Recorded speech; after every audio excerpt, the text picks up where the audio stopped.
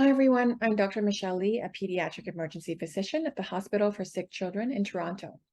As part of the P2 Network Meet the Expert series, this talk will focus on testicular POCUS. It's a fascinating topic, and I'm excited to talk about how POCUS can help you expedite the diagnosis of patients presenting with suspected torsion. I have no conflicts of interest to disclose. And in this talk, we will review testicular POCUS image acquisition and interpretation. We'll discuss the clinical integration and review some pearls and pitfalls in pediatric patients. In terms of indications, testicular POCUS is useful in any patient presenting with scrotal pain or scrotal swelling. Let's start with a real case that my team just recently had. This was a 14-year-old male, previously healthy, who's presented with acute onset left testicular pain that started since 5 p.m. It took him a while to get to the ER because he was too shy to tell his parents at first, but he eventually came in and was triaged at 8 p.m. And within 30 minutes, he was seen by a doctor, and a physical exam revealed a left testicle that is elevated, enlarged, tender to palpation, and the cremasteric reflex was difficult to elicit. And at this point, I think most of us would be thinking that torsion is at the top of our differential. But there could be other non-surgical mimics as well, like torsion of the appendix testes, epididymitis, or incarcerated hernias, amongst others. So in this case, where you're suspecting torsion, what would you do in your own clinical setting? Would you call urology for an urgent assessment? Would you call radiology for a stat ultrasound? Or could you bring in your POCUS machine to risk stratify? In this case, the attending was a POCUS user, so she brought the machine in right when she saw the chief complaint, and this is what she saw. On the left side of the screen, this is the normal testicle. On the right side, this is a symptomatic testicle. The boxes signify the color Doppler, and you can see within the normal testes that there is pulsatile signal suggesting blood flow within the testicle. Whereas on the symptomatic side, there is no signal at all with color Doppler, and this absence of blood flow is strongly suggestive of torsion. So the attending has ruled in torsion within the first few minutes of her assessment. And she immediately called urology with that finding, and urology came down right away and was certain enough that this was torsion based on the history, exam, and POCUS findings that they took the patient straight to the OR. And so in looking at the timeline, the patient was in the OR within 5 hours of the pain starting, and we were able to save that extra time that it may have taken to coordinate with radiology to get another ultrasound. And this allowed for urology to start at the torsion surgery just under that critical window of 6 hours. An expedited diagnosis is so important because time is testicle and preservation of fertility. The testicular salvage rate is almost 100% if they are treated within 6 hours of onset, but decreases quickly with time, declining to 60% by 13 hours, down to only 24% after 24 hours. Now, some may say that, well, they could use clinical signs to make the diagnosis, but it can sometimes be tricky to tease true torsion apart from some of these other non-surgical mimics. And you may have come across tools like the TWIST score, which is a clinical decision rule that uses 5 criteria on history and exam to assign low, intermediate, high risk for torsion. And while this score may be useful, it's still not definitive, and the score is actually validated to decide which patient should receive an ultrasound. But wouldn't it be nice if you could bring in the ultrasound to the bedside and use it as an extension of your physical exam so that it can help you risk stratify? And this may be especially helpful if you work in a setting where radiology may not be available overnight or your urologist is not in-house, since ruling it in would give you more clout and mobilizing your resources quickly. So now let's jump into how you would perform the exam. Since the testicles are quite superficial, the linear transducer would be your probe of choice, as it would allow for better resolution of superficial structures. Now, you really want to make sure that the patient is comfortable. So in setting up the patient, you want to place a towel underneath the scrotum to create a sling or a hammock for the testicles. You want to cover up the penis with a sheet or a towel to ensure privacy. And you really want to be gentle since they're probably a bit tender and it's quite a sensitive exam. In terms of the views to obtain, ideally you want to start with the transverse buddy or owl's eye view. Here's a demonstration of what a buddy view might look like. So you want to place the probe underneath both of the testicles, and you want to capture a transverse view of both of the testicles in the same image. This is the best view to compare both testicles for echogenicity, size, and blood flow. So once you have both testicles in view, you want to apply color Doppler. And in normal testes, like in this case, you would see nice symmetric pulsatile color Doppler flow signals within both testicles. Once you've obtained the buddy view, you want to interrogate each testicles in both transverse and longitudinal planes. Sometimes the buddy view is not possible depending on the patient. And then the interrogation of each testicle becomes even more important. And a tip here is to start with the asymptomatic side to set the gain for your color Doppler. And then once you see that nice pulsatile flow on the normal side, you then move to the symptomatic side. And this way, any decrease or absent pulsatility becomes more obvious. And if torsion was present, these are the findings you would have on POCUS. In broad strokes, you would see absent or decreased blood flow on color Doppler. You can have changes to the testicle itself, and you may see a whirlpool sign. Now, this is probably one of the most important sections of this presentation. And so let's dive a little bit deeper into each of these findings. When it comes to color Doppler flow, what we like to see are these persistent flow signals within the testicle. No bueno if we see something like this, where there are no color Doppler signals at all within a testicle. This finding of decreased or absent blood flow is highly specific for testicular torsion. On this clip, there are two pitfalls to note. First, you do see some color Doppler signals here, but they are actually not within the testicle itself. Note that if you just have the capsular artery flow, that's not enough. You need to see flow within the centripetal arteries within the testicle itself. So that's the first pitfall. The second thing to note here is that there are some flashes of Doppler signals that maybe is midway through the clip right there. But these are just flash artifacts from movement, and it's not true flow. And this clip is indeed taken from a patient with a confirmed torsion. So remember those pitfalls. Now, beyond absent blood flow, there could also be changes to the testicle itself. You can see here that the torsed testes has a brighter, more heterogeneous echotexture.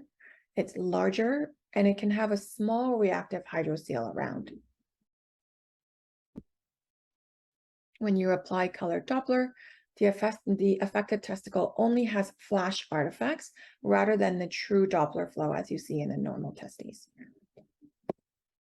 Here's another example of a torsion where the torsed testes is larger, more heterogeneous, with no true color Doppler flow within it. This patient is someone who presented 3 days after the onset of scrotal pain. And in here, the testicle appears very much enlarged and a lot of heterogeneity, which raised a suspicion that this was a missed torsion and the testicle has now become necrotic. Last but not least, I wanted to mention the whirlpool sign, which is where you directly visualize that twisted knot of the spermatic cord. If you see the sign, it's highly specific for torsion. This whirlpool sign can be seen on both grayscale and also with color Doppler, where it would have this appearance of this concentric pattern of flow within the cord. And of all these findings, the absent blood flow is probably the most helpful and the easiest to learn. And if you're doubting whether you can do this, I'd like to show you some of the evidence in the literature. So this is a study that our SickKids group published in 2019, looking at the accuracy of POCUS performed by PEM physicians for torsion. It was a retrospective study where we included 120 scrotal POCUS exams that were followed by a gold standard radiology performed exam. And 12 of these cases had confirmed torsion. What we found was that POCUS performed really well with 100% sensitivity and 99% specificity, and none of the 12 true torsions were missed. We also looked at the time savings, and in general, POCUS results were generated 73 minutes before radiology performed ultrasounds were readily available. Our study was also included in this systematic review and meta-analyses, where they included 4 studies, all point of care, with 3 performed by urology and ours performed by the PEM physicians. They pooled a total of 784 patients, with about a quarter of these patients having true torsion, and they found a pooled sensitivity of 98% and a specificity of 97%. They concluded that this high specificity of POCUS demonstrated that children with a positive POCUS result should immediately undergo exploratory surgery. Now, hopefully I've convinced you enough to at least pick up the probe. Now let's review some pearls and pitfalls I've come to appreciate after doing many of these. Starting with some practical tips, the best view for comparing color flow is on that buddy view, where you can capture both testicles at the same time. And after you get the buddy view, you also want to make sure that you're scanning both testicles, interrogating the testes itself, the epididymis and the spermatocord in both planes. A tip to remember is to set the color Doppler gain on the normal asymptomatic side and then scan the other symptomatic side. And a ped-specific tip: in younger prepubescent boys, their testes might be in a low flow state, and in those cases, the power Doppler might be helpful to help you enhance the signal. Now on to some pitfalls. Here we have a patient who has some flow to the symptomatic side, but it's actually diminished compared to the normal side. This finding would be suggestive of a partial torsion, where the spermatocord is twisted, but not fully 360 degrees. So you may have some, though diminished flow. So before we start using POCUS as a rule-out test, it's important to remember these nuances, which is that torsion is not always an all or nothing phenomenon. And you can have states like a partial torsion, where you have preserved just diminished flow, or the patient could have torsion detorsion, where you can have some flow during the retorted state. But usually in these patients, there's a history of intermittent episodes of intense pain, and then they would have these periods of complete relief. And so the clinical correlation is still key, and some of the other ultrasound findings beyond blood flow might be helpful, like the whirlpool sign, or more advanced users might be looking at the resistive index.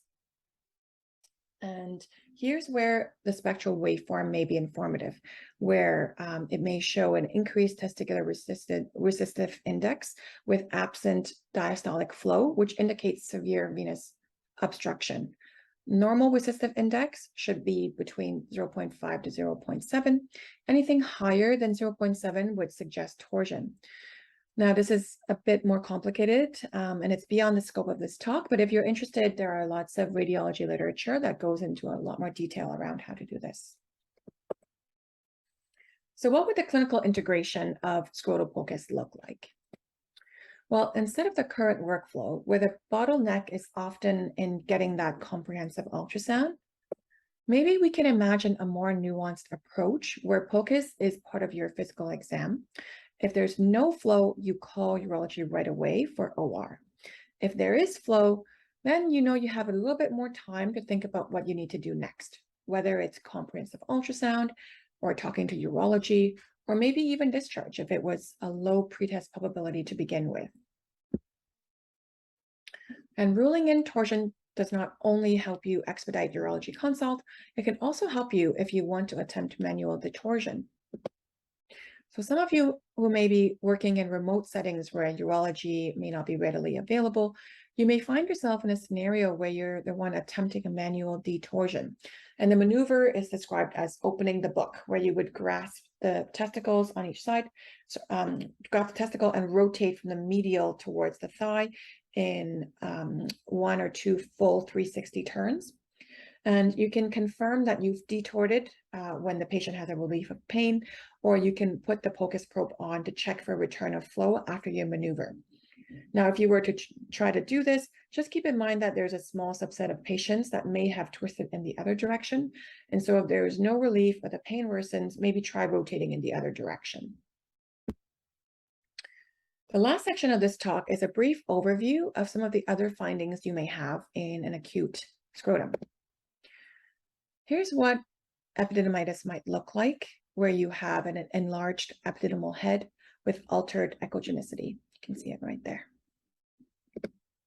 When you put color Doppler on, there is significantly increased flow to the inflamed epididymis. A caveat is that sometimes you can also have an enlarged epididymis in torsion. The difference is that in torsion, the epididymis would have no flow compared to the increased flow in epididymitis. Here's another entity where the appendix testes is torsed, and this is what it would look like on POCUS. Remember that the appendix testes is a vestigial structure that is usually really small, only about 3 millimeters. It has this pedunculated shape, which predisposes them to torsion.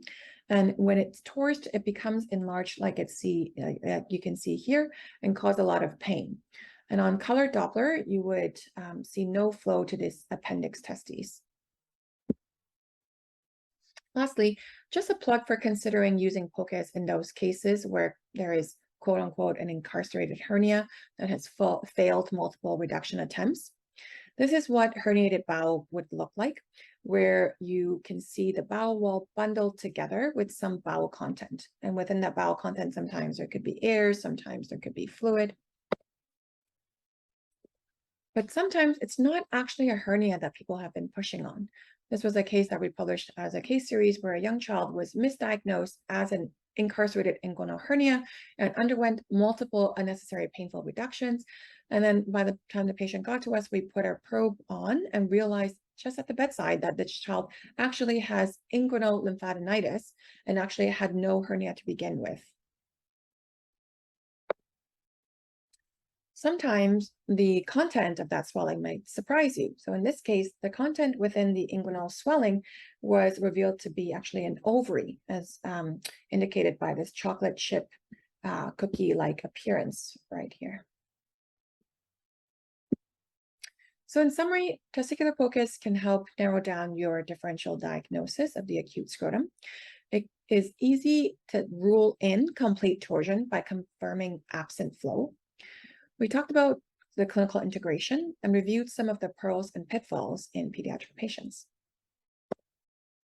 And that brings us to the end of my presentation on testicular POCUS. Thank you for your attention.